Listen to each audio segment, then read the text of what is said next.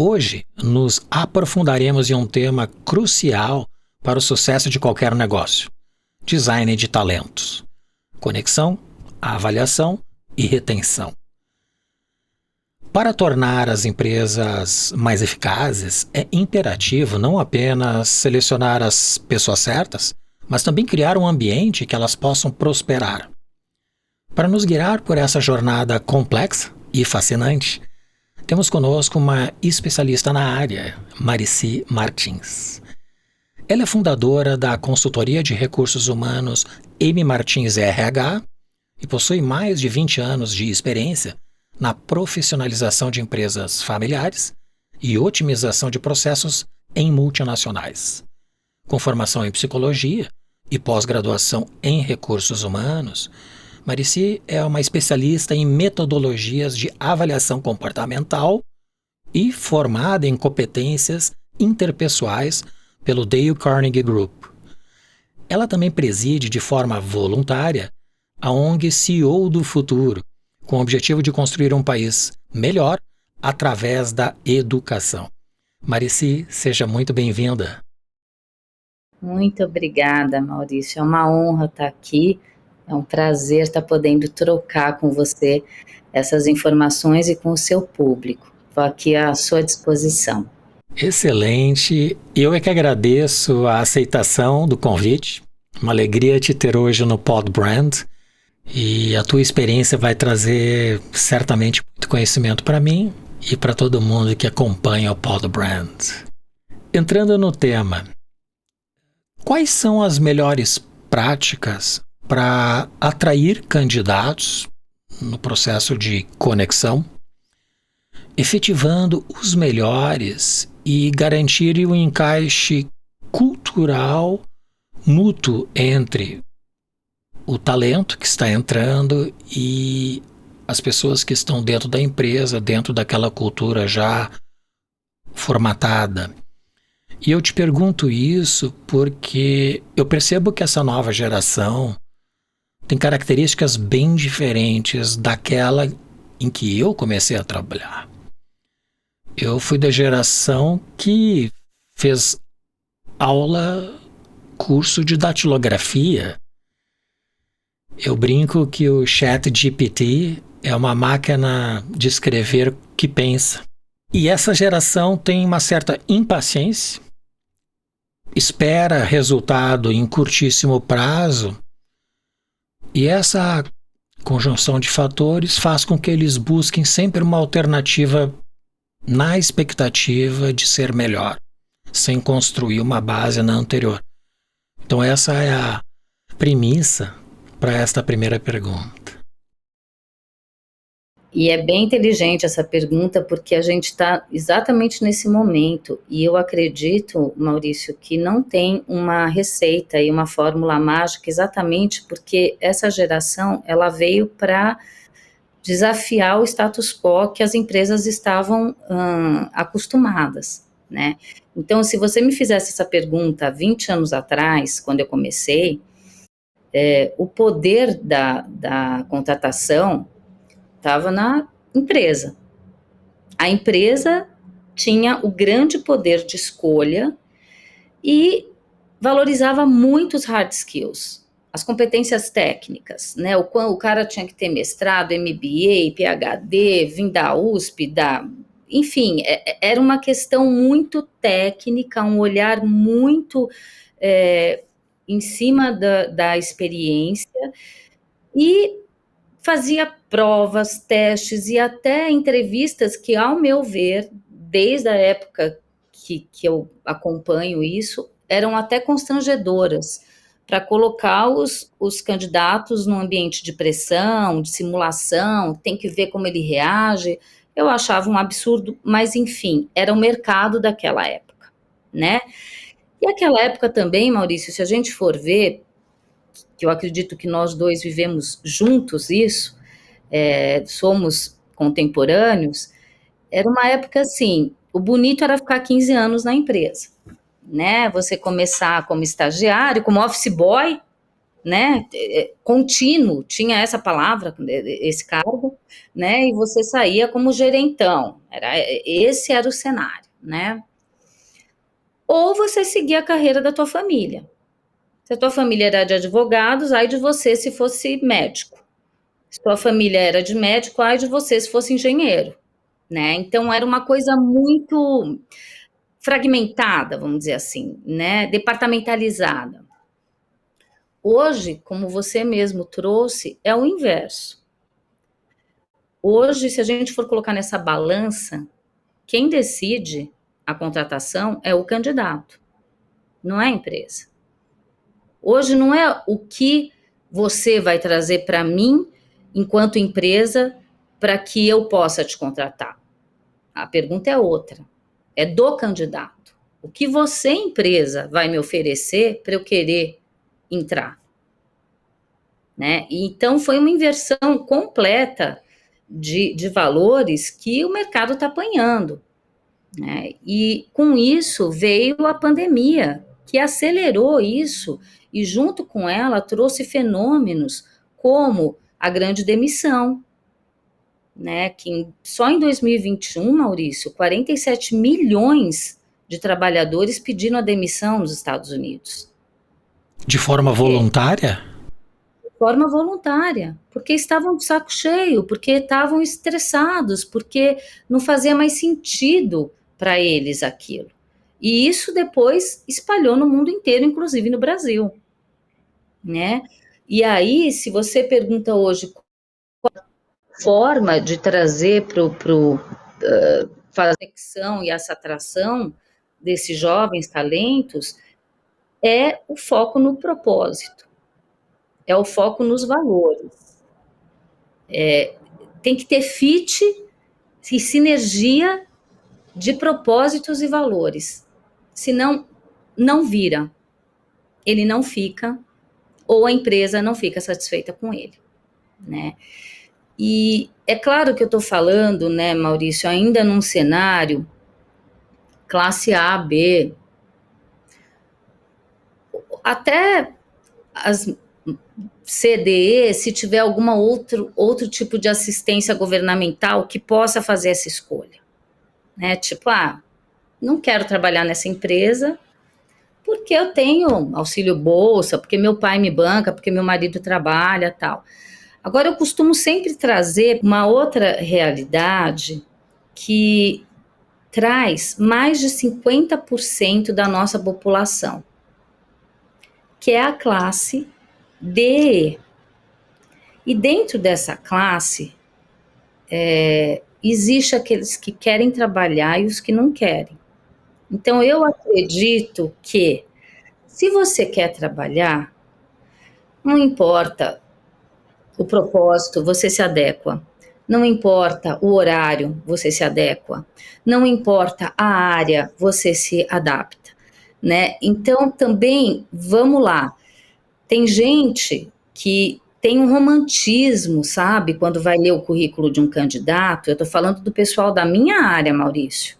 Eu chamo de o RH hipócrita. Ai, mas ele pulou dessa empresa para outra, ele só ficou tanto tempo aqui, só ficou tanto tempo ali. Mas ele estava numa área, foi para outra. Gente, o cara teve que pôr pão dentro de casa. Você conversou com ele? Você entendeu a trajetória? Você sabe o que aconteceu na vida dele? Vamos entender. O ser humano é muito mais complexo do que um currículo. Mas eu creio que hoje, conexão, retenção, está com base em propósito e valores. Né? A empresa tem que estar preocupada em estar trazendo profissionais que pensem e tenham os mesmos valores que ela.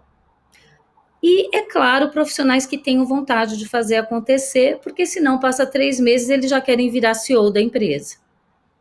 Também é outra questão aí bastante complexa, do imediatismo dessa geração. Eu acho que isso é o que move as pessoas, né? Qual é a razão que me leva a fazer parte de algo? E aí vem a segunda pergunta. Eu acredito que a psicologia, o RH, tem como ferramentas para minimizar riscos e potencializar talentos, que são as várias formas de testes e avaliação, digamos, personológicos. E você é especialista em vários desses métodos. Então explique o que são e como as ferramentas de pesquisa comportamental, como os testes grafológicos, palográficos e mais recentemente o People Analytics, que está envolvendo toda a presença das pessoas na web, mídias sociais, contribuem para a avaliação dos candidatos para uma determinada vaga, incluindo alguns testes que eu próprio utilizei no passado, como o PPA, Personal Profile Analysis, que é conhecido como a ferramenta DISC, e mais recentemente temos a MBTI da Myers-Briggs, que são os 16 personalidades, que eu acho que tem a origem dos arquétipos de Jung, né? Então explica sobre esses testes e qual a validade deles. Ok, vamos lá. Primeiro, eu penso que é importante a gente diferenciar teste psicológico de pesquisa comportamental, né? Então, assim, teste psicológico, eles são criados por psicólogos, são testados por amostras grandes e são validados pelo Conselho Regional de Psicologia para que eles possam trazer uma análise da personalidade, né, de como a mente daquela pessoa funciona, da psique, né? Então, testes psicológicos você consegue ver tanto o lado bom como o lado ruim de um caráter, por exemplo, né? Se a pessoa é ética, se a pessoa tem moral, se a pessoa é bipolar, se a pessoa é psicopata, apesar de ser o mais difícil de identificar nos testes, porque a psicopata é que faz o teste perfeito. Então é tão perfeito que você fala, pera, tem alguma coisa errada. Tem algo errado. Tem algo errado, né? Então os testes psicológicos, eles trazem muito mais uma leitura dessa questão psíquica mesmo, para a gente ter como complemento se essa pessoa, como essa pessoa lida com frustração, como essa pessoa lida com autoridade, se essa pessoa tem oscilações de humor. Então, é para esse sentido que ele entra no processo seletivo. Mas eles são utilizados, principalmente esses dois, Maurício, em grandes órgãos públicos, como, por exemplo, o Detran usa, para você tirar aqui no Brasil a carta de motorista, né, a carta de habilitação, é o palográfico. O palográfico reprova ou não, porque você consegue ver se o cara usa droga, se não usa, se o cara tem algum problema neurológico, se não tem, como a epilepsia, por exemplo, e aí ele não teria como dirigir. Então, o palográfico, ele tem uma validação aí mais ampla do que simplesmente um processo seletivo. Só para contextualizar, o palográfico é aquele teste que reproduz linhas verticais paralelas, correto? Isso, cada linha é chamada de palo. E como ele veio na mesma época, ele foi criado por um grafólogo e por um psicólogo chamado Salvador Milá, um espanhol. Então, muito do conceito do grafológico está dentro do palográfico, né? A forma que as linhas sobem ou descem, como que as letras se unem ou se afastam, a margem, tudo isso tem uma proximidade aí na análise, mas é esse mesmo, o palográfico é a gente chama dos pauzinhos, mas os pauzinhos são os palos. E o grafológico, ele é usado, por incrível que pareça, em processos judiciais para analisar criminosos. E ele tem uma validação muito forte dentro tem peritos psicólogos especializados em grafologia para fazer esses testes em criminosos, né? Então, só para te dar, assim, uma amplitude, né, da coisa. Agora, pesquisa comportamental, como o próprio nome diz, ela foi criada pelo William Marston na década de 20, era um cara, assim, disruptivo, Ele era casado com 2 mulheres, era de Harvard, psicólogo, foi expulso de Harvard por causa disso, porque ele era casado com 2 mulheres, teve 2 filhos com cada uma e viveu com elas até o fim da vida. Então, olha a coragem desse cara em 1920, Maurício. Né? Ele foi o idealizador da Mulher Maravilha. Sim, o personagem. A primeira super-heroína. Né? Então, o cara realmente era muito além do tempo dele. E ele criou a metodologia DISC para analisar o quê? Tendências comportamentais. Tá? E essa pesquisa não é um teste, então você não consegue ver caráter, não consegue ver se o cara barba ou não, se o cara tem algum problema mais sério, psíquico ou não. Ele diz o seguinte: você é mais empreendedor, você é mais comunicativo, você é mais cauteloso, você é mais perfeccionista. Então ele traz traços do seu comportamento cotidiano. Tá? Então, a junção desses dois com a entrevista, uma dinâmica de grupo, te trazem elementos complementares importantes para uma decisão final. Agora, uma coisa que eu gosto de deixar muito, muito clara, e adoro ter esse espaço para poder falar isso, Maurício, é que, assim, teste não elimina. O que elimina é o contato, é o contexto todo, né? A não ser que realmente no teste venha alguma coisa muito gritante, algo como uma bipolaridade muito forte, e mesmo assim a gente compartilha isso com o cliente. Olha, ele vai ter oscilações de humor, mas o cara é bom, o cara tem caráter, o cara é honesto, o cara tecnicamente atende. Cabe a você correr esse risco junto comigo. E muitas vezes ele corre. Né? Hoje em dia tem um meme que fala, todos nós somos bipolares, né? Enfim. Mas o teste, ele é para mim sempre, Maurício, um complemento.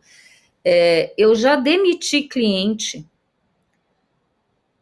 por não considerar o candidato por causa de um teste. Ele não quis conhecer o candidato, porque, assim, você deve conhecer um pouquinho, né? Então, assim, o DISC, o D, o I, o S e o C, cada um tem um significado. Quando o D é alto, é a pessoa empreendedora, movida por desafios, que gosta de arriscar, que não tem medo de ir atrás. E o I alto são pessoas comunicativas, que gostam de trabalhar em equipe, que lidam bem com o imprevisto, que são criativas. Então, essa empresa é uma multinacional muito famosa, muito grande. Ela só entrevistava candidatos para a área comercial que fossem DI. E eu achava o fim do mundo, Maurício. Por quê? Porque o ser humano é mais do que 2 letras. O cara era SC, que são as outras 2 letras, vamos supor, mas o cara é robusto, o cara vem do mercado, o cara desenvolveu habilidade comercial, ele se esforçou e hoje ele manda muito bem, ele tem um network fantástico, ele vai te trazer business. Ah, não é DI, eu não quero conhecer. Então, é muito complicado quando as empresas começam a taxar ou categorizar pessoas por letras ou por resultados de teste sem ter uma visão do todo. Os testes têm todo um embasamento que justificam, enfim, a aplicação. Inclusive, um contexto científico baseado nas pesquisas, como tu mencionaste. A pessoa que desenvolve um talento, um atributo que não é próprio da sua natureza, como, por exemplo, um alto S, um alto C, característica de uma pessoa mais preciosista, detalhista e que um contador mais educada. que Isso, que se fiscal, adapta auditor. a uma rotina, a uma tarefa mais metodológica, diferente do Alto D e do Alto I, que enfrenta adversidades inesperadas e bem, né?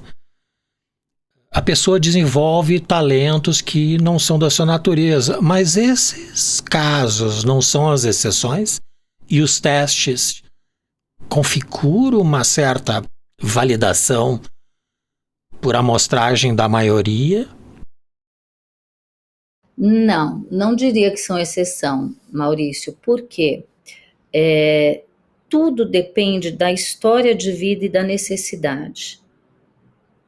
Então, se eu sou uma pessoa DI por natureza, é meu talento natural, tá?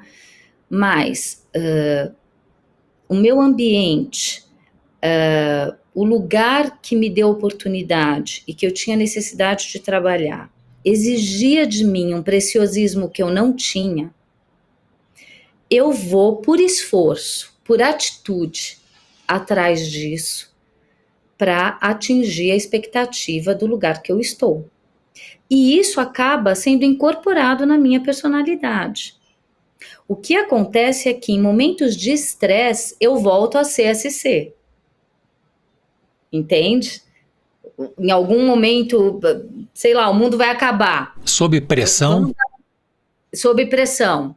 Sob pressão eu volto a eu volto ao meu estado natural, né? Agora, se eu desenvolvi durante anos a habilidade de fazer uma planilha bem feita, uma apresentação no Canva, no Illustrator bem feita, ninguém vai tirar mais isso de mim, entende? Então as pessoas vão se moldando porque é situacional. Você não vive numa ilha, né? Se você vivesse numa ilha, aí eu diria que seria exceção. Mas como não, a gente interage, os ambientes nos exigem perfis diferentes a cada momento, você vai se moldando, se adaptando também conforme a tua vontade, se fizer sentido para você. Existem outros testes, uma certa gama de possibilidades. O DISC é um que eu trabalhei por alguns anos e serviu como um dos fundamentos para selecionar a equipe de toda a natureza. É possível prever a performance de longo prazo de uma pessoa, de um funcionário, com base em metodologias de avaliação comportamental?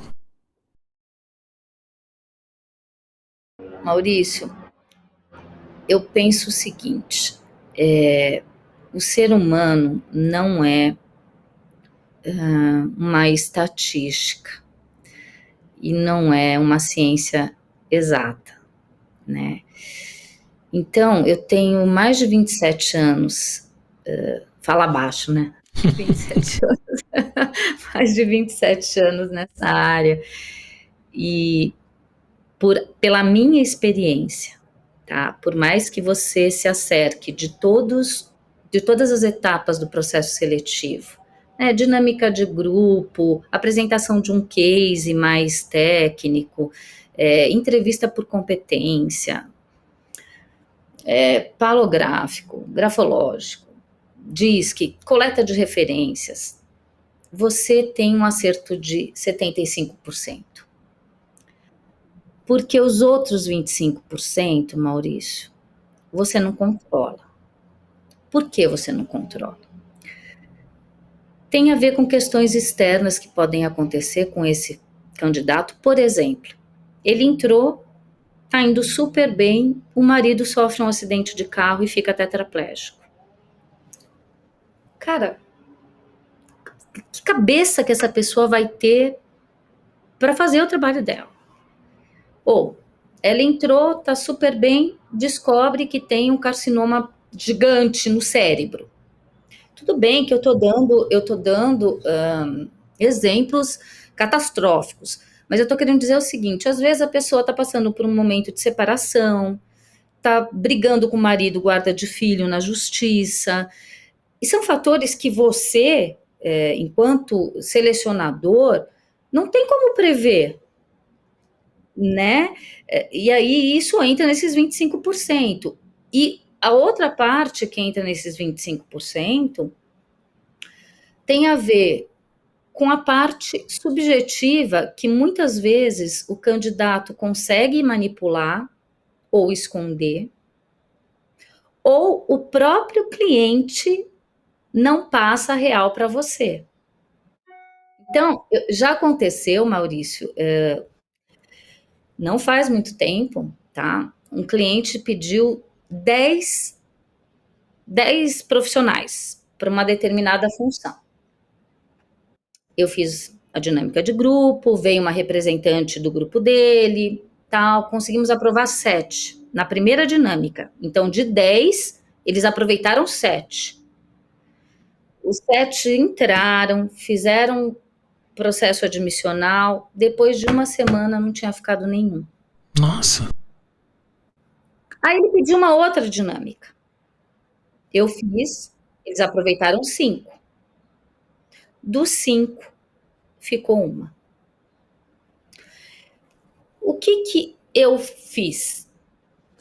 Eu demiti o cliente. As pessoas pediam para sair. Não é que ficou um porque ele mandou o resto embora. As pessoas não gostaram da realidade. Então, assim, ele me vendeu, ele, cliente, que é um cara legal, que o ambiente é bacana, que não sei o quê, quando na verdade, porque aí eu fui correr atrás, fui saber, gente, o que aconteceu? Cara, é tóxico o ambiente, o cara sai gritando, entendeu?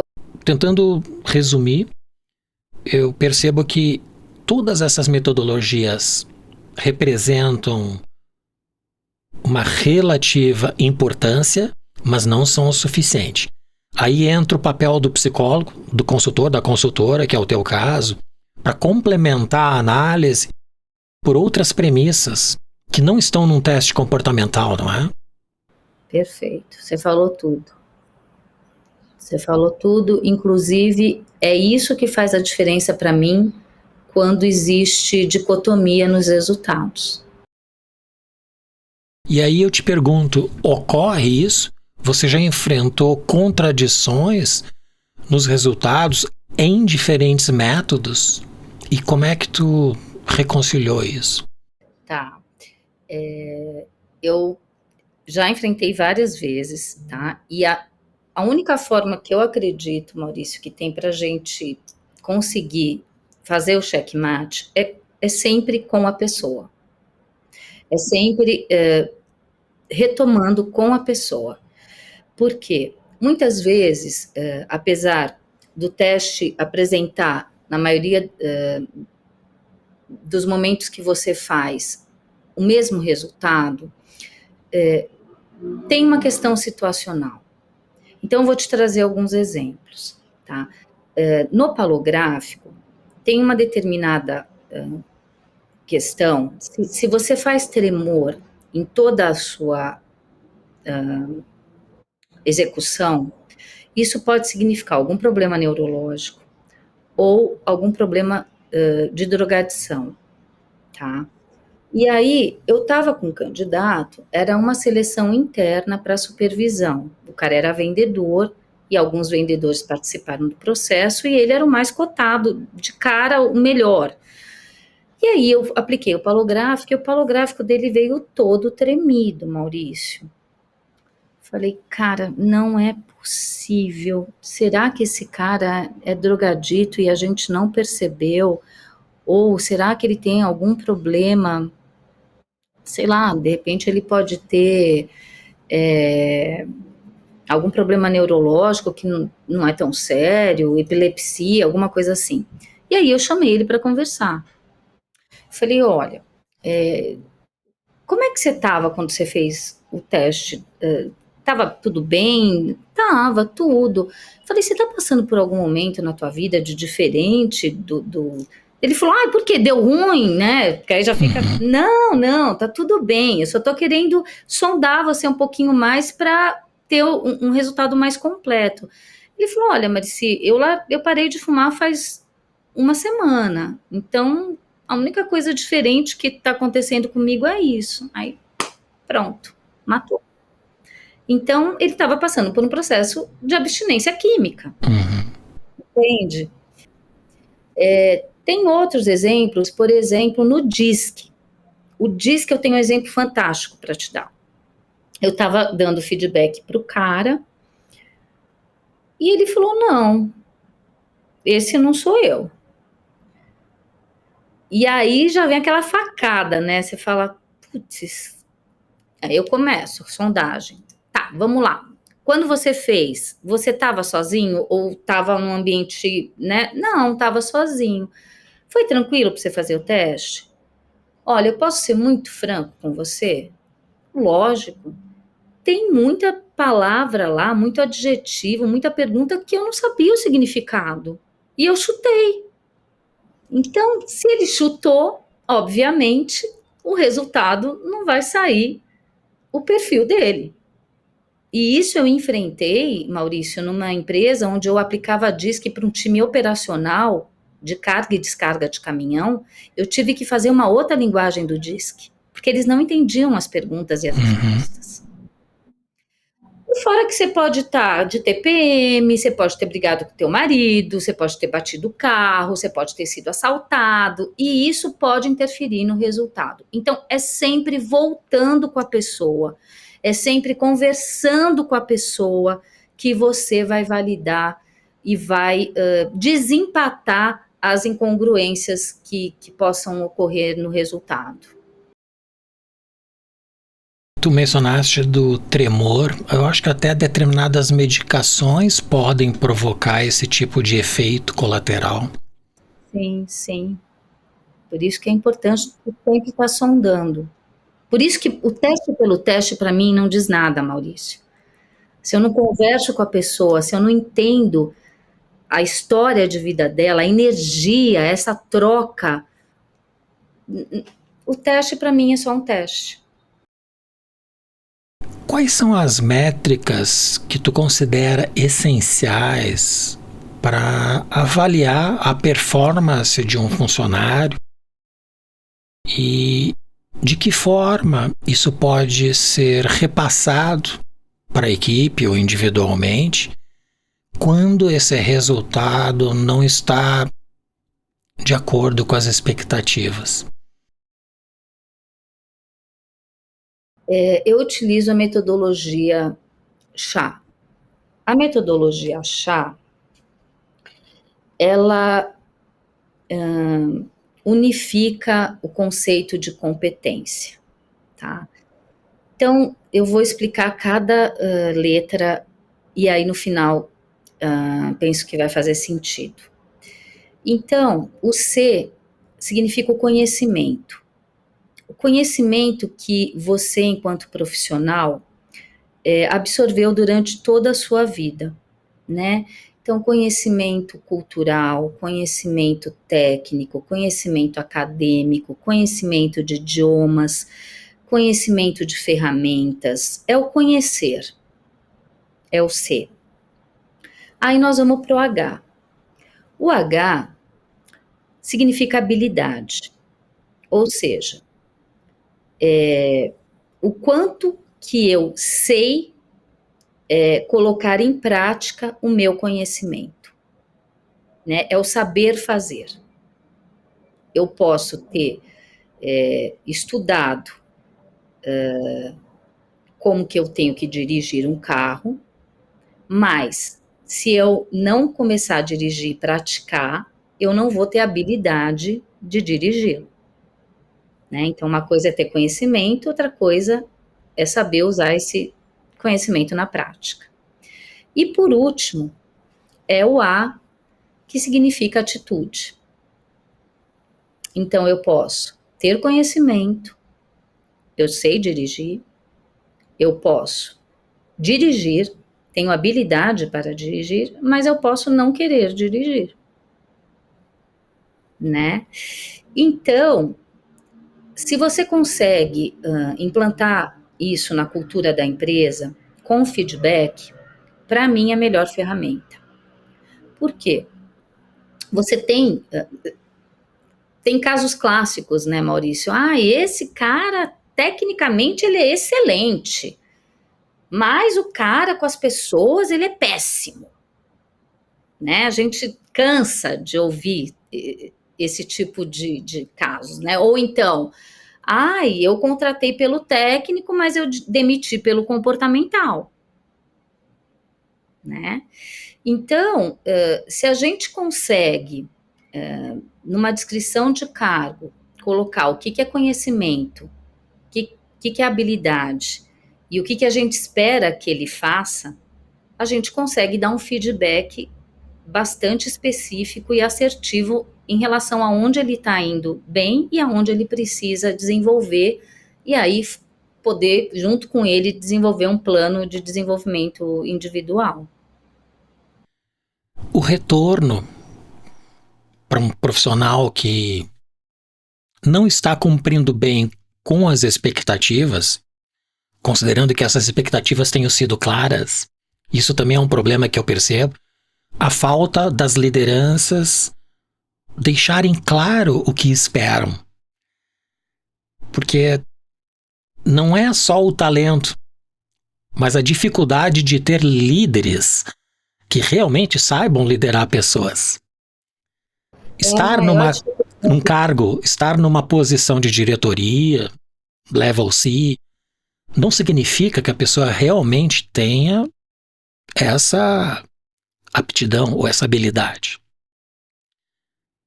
E isso pode afetar diretamente na performance da equipe e o resultado ser abaixo do esperado por conta da forma de liderança. Isso é uma verdade universal. Universal.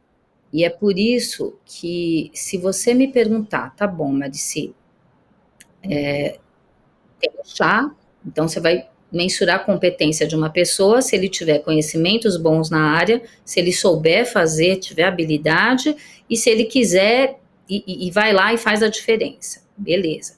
Mas se você, Marici, como consultora de RH, se só pudesse escolher um dos três, o seu H ou A, qual que você, Marici, escolheria? E eu te respondo sem titubear, o A. As habilidades se adquirem. Você adquire, o conhecimento você corre atrás. Agora, não adianta você ter conhecimento, você ter habilidade e ser um grosso e não ter a menor vontade de levantar da cama para fazer aquilo e estar desmotivado e não contribuir, não agregar, não querer crescer, não querer se desenvolver, não querer ajudar a empresa. Agora, quando vem o cara com sangue nos olhos, vamos lá, galera, vambora, o que eu preciso fazer? Ah, o curso tal, vou lá. Com quem que eu posso aprender? Com quem que eu me informo sobre isso? Cara, é atitude. E isso tem muito a ver com o instituto que eu presido, Maurício. Que é isso que a gente foca lá, que são os soft skills, né? E aí eu vou te falar até algumas estatísticas. Você me perdoa se eu me confundir com uma ou outra, mas eu vou te dar um panorama geral que foi feito pela Harvard, pelo LinkedIn e tem outra e pela Korn Ferry. A junção de pesquisa dessas três instituições chegaram nesses números que eu vou te passar.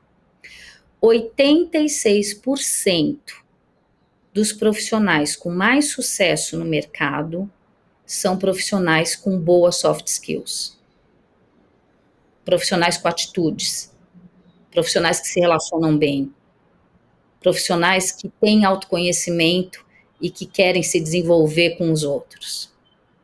89% de profissionais que começam a carreira e fracassam é porque não têm bem desenvolvido seus soft skills. 26% de profissionais que têm o C e o H iguais, conhecimento e habilidade iguais, só 26% ganha mais porque tem soft skills melhores. Então, esses são alguns exemplos, Maurício, de como a atitude faz toda a diferença em relação a qualquer ambiente. E aí entra a liderança, né? Se a liderança não tiver a atitude de correr atrás para saber deixar claro para os liderados quais são as expectativas que ela tem enquanto liderança, aonde que ela quer que eles cheguem, como ela quer que eles cheguem, a equipe não performa. A não ser algum que tenha mais atitude que o próprio líder e que provavelmente assuma o lugar dele mais para frente. Sim. E como as estratégias de retenção devem ser personalizadas para cada talento ou diferentes setores na mesma empresa ou mesmo tipos de organização?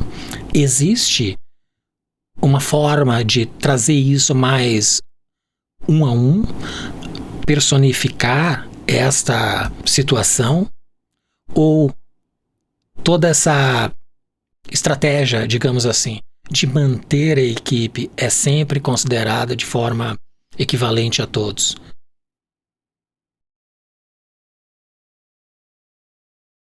Pergunta bem inteligente essa. Eu penso que é muito difícil, Maurício, para uma empresa personalizar a forma de avaliar, principalmente se ela for uma empresa grande, se for uma empresa que tem franquias ou unidade de negócio, precisa ser adotado um padrão, né? Agora, o que eu penso é que dentro desse padrão, dependendo da área, dependendo da unidade de negócio, ele pode ser aculturado, né? Então, o padrão, vamos supor, tem empresas que usam matriz 9-in-box, que é uma forma de avaliação, tá? Ok, ela é o esqueleto ali, né? Mas ela pode ser utilizada para cada unidade de uma maneira que combine mais com aquela unidade. Eu costumo dizer que cada empresa é um organismo vivo. E você, como consultor, que está lá prestando o serviço, você precisa entender, conversar com esse organismo, conversa comigo, vem cá, né? O que você precisa, como que você quer funcionar, o que é importante para você, tanto como propósito como resultado, né? E em cima disso que a gente monta a forma de avaliar mais adequada para cada instituição. Mas, voltando, penso que tem que ter um padrão, até porque, Maurício, o ser humano é um bichinho complicado. Se você faz de um jeito com um e de outro com outro, claro que eu fui mal avaliada. Lá eles usam a matriz 9-in-box, aqui eles usam o DISC. Queria ver se eu tivesse na matriz 9-in-box. Eu estaria bem como fulano. Você entende? Então, eu acredito que tem que ser padronizado, agora com flexibilidade para adequar a necessidade cultural ou da área ou da unidade de negócio, dependendo do país ou do estado que tiver, que a empresa tiver. Certo. Tu assumiste um desafio pessoal, eu diria que gigantesco e nobre, presidindo a ONG CEO do Futuro. Como essa atividade tem trazido pessoas que pensam em empreender, que têm este desejo, mas que talvez não tiveram oportunidade de acessar certos recursos sobretudo na educação, formação, e que vocês trazem talentos, conteúdo, formação de altíssimo padrão para essas pessoas, para esses jovens. Como funciona esse processo e de que forma mais pessoas podem acessar o CEO do Futuro e se inscreverem nessa jornada? Na verdade, bom, primeiro, realmente é um desafio, né? Você sabe, você é voluntário, causas voluntárias, você gerencia a falta de recurso o tempo inteiro, né? E para manter o time ligado, unido, sem receber R$1, só pode ser pelo propósito, né? E é um desafio. Mas é tão gratificante porque você realmente vê o quanto que você pode ser um facilitador para transformar vidas, né? Isso tem a ver com o meu propósito, o meu Marici. Meu propósito é tocar a alma, transformando você num ser humano melhor, um profissional, pessoal. Então, isso vai muito ao encontro do meu propósito de vida. E o CEO é isso que ele quer fazer com que aquele jovem que venha da periferia e que talvez tenha sido massacrado pela sociedade, que tem uma autoestima baixa, que até se coloca num lugar de vítima, né? O que a gente faz é um convite para ele sair desse lugar. Falar, vem cá, você pode, você é bom, você consegue, né? Primeiro passo, vamos trabalhar aí com o teu autoconhecimento. Quais são os seus talentos? Né? O que você precisa melhorar, se é que você precisa? Né? Qual o teu propósito de vida? Então, a primeira coisa, Maurício, é a gente trabalhar com o eu, né? Depois é com o nós. Então tá, vamos lá. Agora que você já viu que você é DI, né? Que você é empreendedor, você é falante, comunicativo, que você não tem paciência para número, que você odeia fazer planilha. Legal. O que você quer ser quando crescer? Sabe assim? Qual é o teu propósito, né? Como que você lida com as pessoas ao seu redor? Quais são as suas habilidades interpessoais? Você é resiliente? Você sabe receber feedback? Você sabe dar feedback? Qual tipo de liderança você tem? Você é um líder mais autocrático, mais democrático? Ou você é um líder laissez-faire, deixa rolar? Como que você trata o teu meio e as pessoas? Então, aí entra o nós, né? E depois eu falo entre o eles. O que é o eles? A gente vai para a ação social. Então tá, você já aprendeu aqui com palestras, com gente renomada do mercado, sobre autoconhecimento, né? O Ricardo Barbosa é o nosso parceiro de anos, que trouxe com a Marília o DISC para o Brasil, e ele está com a gente, toda a turma, falando sobre o DISC, doando o DISC para os alunos poderem fazer e se autoanalisarem. Você tem essas palestras, tal, falamos sobre trabalho em equipe, falamos sobre feedback. Agora vamos fazer uma ação social lá na favela. Lá no Instituto XPTO, na creche tal. Aí, Maurício, começa a pancadaria. É só na prática. Vamos voltar no chá. Eles estavam no conhecimento. Agora vamos para a habilidade. Né? Quando você está em equipe, você sabe. Um fala mais, o outro quer falar mais que um se escora no outro, um falta mais, um está mais presente. E aí começa lá o quiprocó. E os nossos orientadores, então, estão lá para falar, opa, vamos lá. Por que ele fala mais aqui? Ele é DI, gente. Lembra?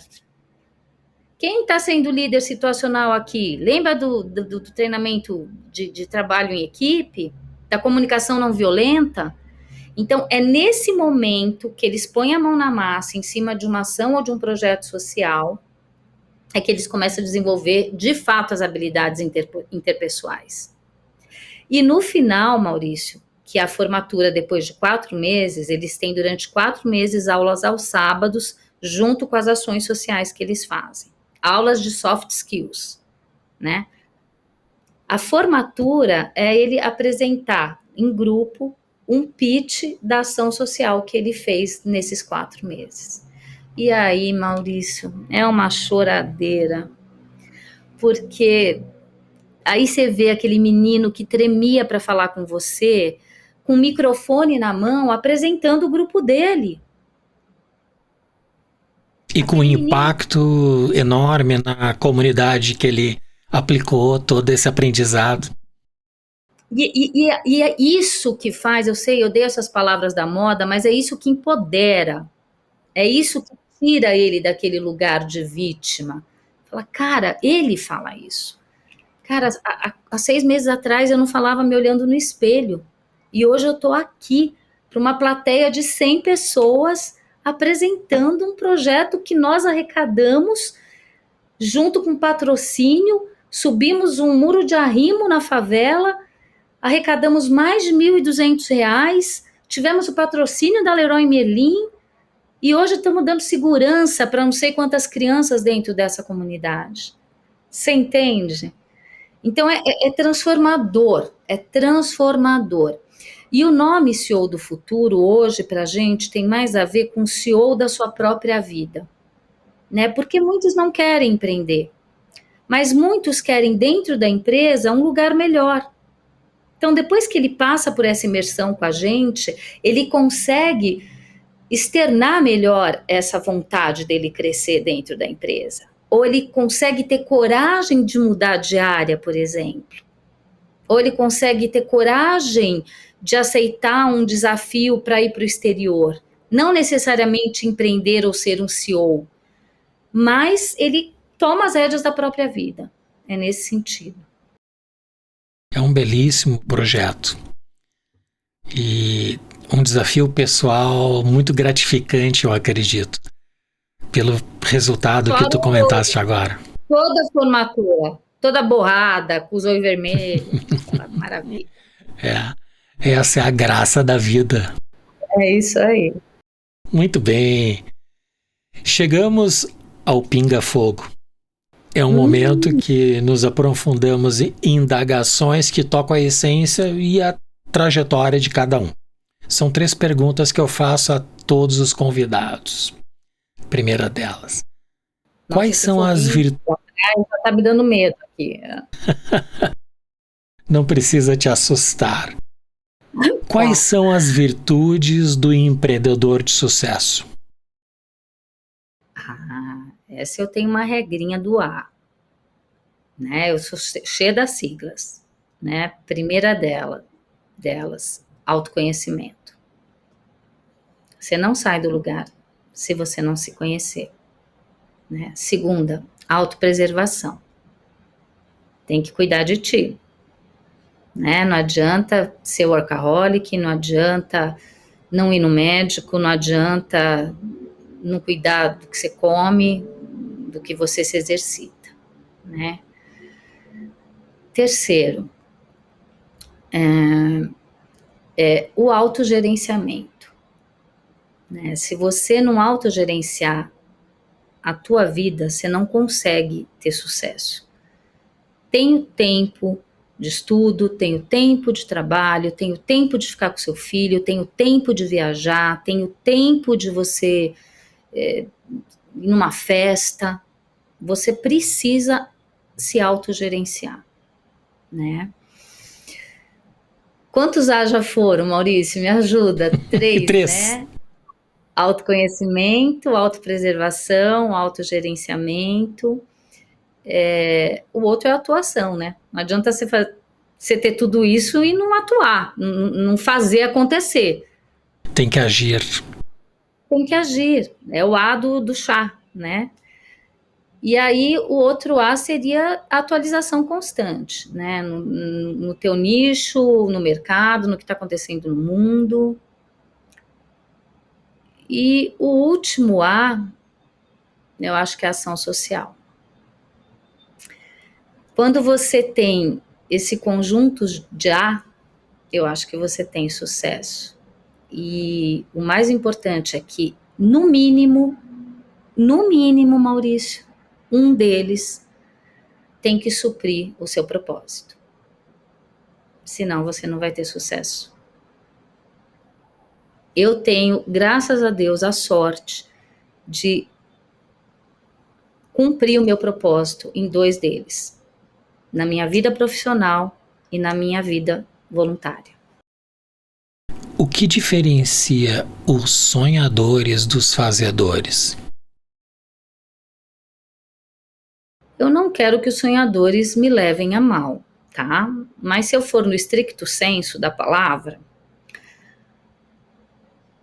o sonhador não realiza. O fazedor realiza. Então, a virtude do fazedor é pôr seu sonho em prática. E essa é a inabilidade do sonhador. Ele fica no mundo das ideias. De novo, o A do agir e da ação. Por isso que no chá continuo com A e não abro mão. E a última, o que é design? Putz, essa é difícil, hein? Eu penso que design está em tudo, sabe, Maurício? Se você for ver, por exemplo, o design urbano de uma cidade. O meu sonho era conhecer Paris. E eu consegui ir nesse ano. Eu estava com o avião chegando, eu vi Paris, me emociona, eu vi Paris de cima, ela tem um design próprio. Falei, gente, que coisa linda! E ao mesmo tempo, quando eu estava voltando para casa, e eu estava chegando em São Paulo, e eu vi São Paulo de cima, eu também fiquei emocionada. Também tem um design próprio, né? Então, design, eu acho que é desde a criação, implantação, concepção, realização de absolutamente qualquer esfera da tua vida. Pode ser de uma cidade, pode ser de uma empresa, pode ser de um produto e pode ser até um design familiar. Cada família tem um jeito de funcionar, um sistema, um design próprio, né? Por isso que eu gosto tanto do design thinking para resolver problemas ou desafios, porque eu acho que realmente ele pega do começo ao fim até você chegar lá no teu MVP, no teu mínimo viável possível, né? Certo. Não sei se eu respondi. Claro, é a tua interpretação, é o teu olhar. Muito bem. Nós entramos agora numa das sessões mais apreciadas, que é a indicação de livros. Então, quais são os livros que foram fundamentais para você? Tá, aqui eu vou cair no classicão, tá? Tem tanta literatura nova, mas eu vou falar para ti os que fizeram diferença na minha vida pessoal e profissional. Então, o primeiro foi Como Fazer Amigos e Influenciar Pessoas, do Dale Carnegie, isso é minha bíblia, né? Tem uma passagem do livro que ele conta que ele estava ouvindo uma senhora durante 3 horas. Ele não abriu a boca. Quando terminou, ela falou: filho, muito obrigado. Eu nunca conversei tão bem com alguém como você. E aí ele fala pra gente, leitor, né? Conversou? Não, né? Eu só ouvi. Então, assim, ele traz dicas valiosas para a vida pessoal e corporativa, né? Então, o primeiro é esse, como fazer amigos e influenciar pessoas, do Dale Carnegie. O segundo livro é o do Auren Uric, que é da liderança situacional, ele que introduziu o que é liderança situacional. Isso me ensinou a ser líder, né? E eu aplico em todos os meus treinamentos. E o último é o do inteligência emocional, do Goleman, que para mim reflete todo o meu trabalho no CEO do futuro, e também quando eu vou avaliar um profissional, tanto na seleção como numa avaliação de desempenho, é o quanto que ele tem de inteligência emocional, e isso para mim é muito importante. Então, seriam esses 3. Para facilitar o acesso de todos, nós disponibilizamos os links desses livros diretamente aqui na descrição. Além disso, eu convido a todos a explorarem a nossa seção Livros no site podbrand.design. Lá nós reunimos uma curadoria com mais de 200 livros recomendados por nossos convidados. Não deixe de conferir. O link também se encontra aqui na descrição. Eu tenho ainda a pergunta do Luiz Bartolomei, que ele é fundador da CBA B+G, uma empresa de design e branding, e que esteve recentemente no Podbrand. E ele formulou essa questão sem ter ideia de que seria você, nossa próxima convidada. Pergunta dele: considerando que a marca representa uma ambição de um negócio, a marca de um produto, de um serviço, e eu diria até que a marca pessoal. Essa ambição pode ser minha própria carreira. E que essa ambição tem um compromisso com o resultado. E considerando que essa premissa não vai mudar, a marca sempre vai estar relacionada a uma ambição. Aí vem a pergunta: como você acredita que a marca conseguirá resolver a equação ou dicotomia de um impacto positivo nos negócios, na minha ambição, e ao mesmo tempo a construção de uma sociedade próspera? Ele menciona conciliatória, mas é no sentido de conciliar desejos e intenções individuais com a da sociedade como um todo. Maurício, eu acredito que se de verdade você, enquanto empresário, ou enquanto pessoa, ou enquanto profissional, encontra o teu DNA, sabe responder para que você veio, todo o restante fica conciliatório. Quando eu escolhi psicologia, em 1900 e bolinha, o que veio de enxurrada, você nunca vai ganhar dinheiro com isso. E psicologia, imagina. Maurício, eu não suporto, não essas pessoas que falaram isso, mas quando as pessoas categorizam isso, sabe? Vai trabalhar em marketing? Ixi, você vai ser pobre. Gente, como assim? Né? Eu penso que se você está fazendo aquilo que te energiza, que brilha os seus olhos, que você acredita com as suas vísceras, não tem como dar ruim. Não tem. Você é a propagação da tua própria ambição. E você, por estar fazendo aquilo que te faz bem, energiza e faz bem para o outro. Isso contamina, entende? Então, eu penso que, mais uma vez, tem pessoas que têm 50 anos e não sabem ainda qual o propósito de vida delas. Ou tem pessoas que têm 50 anos e que descobriram e estão fazendo uma transição para serem felizes. E é por isso que tem pessoas com 50 anos que estão com burnout, que estão com algum transtorno na saúde mental, porque não vão ao encontro desse propósito.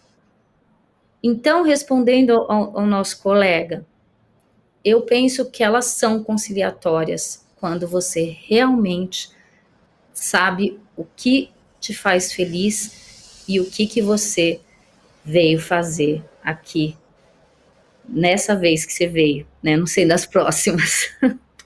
Excelente. E por fim, se você pudesse fazer uma única pergunta ao nosso próximo convidado, qual seria? Essa é uma pergunta que eu faria, que eu me faço, tá? Que se você fizer para mim, eu ia falar, não sei te responder, Maurício.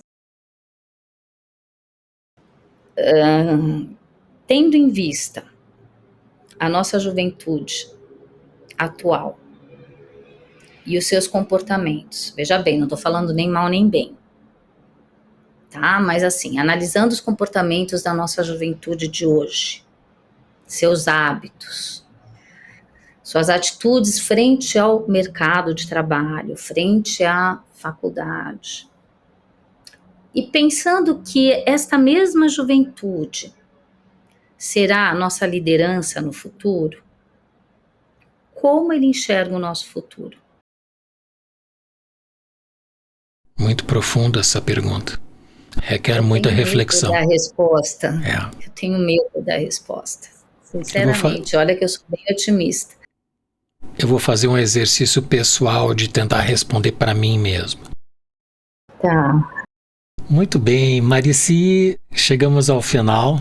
Eu quero te agradecer muito, foi uma alegria tê-lo conosco hoje no Pod Brand. A tua participação e insights vem ao encontro do nosso propósito, que é ajudar as pessoas a alcançarem a sua melhor versão. Muito obrigado por se engajar na nossa missão, de coração. Obrigada a você e a todos os seus ouvintes. Foi um prazer e uma honra estar aqui. Espero ter contribuído de alguma forma e a troca contigo foi muito, muito prazerosa. Certamente contribuíste. Até breve. Até breve. Como eu fico feliz em aprender. Hoje com a Marici Martins, que é uma referência em psicologia e comportamento humano. Visite o nosso site, podbrand.design. Lá você encontrará o link de todos os episódios, indicações de livros da Marici e de outros demais brilhantes convidados. Se puder, faça um favor a nós e a alguém que você conhece, compartilhando este episódio, inscrevendo-se também no nosso canal. O mundo precisa de mais sonhadores e fazedores que a cada dia buscam sua melhor versão.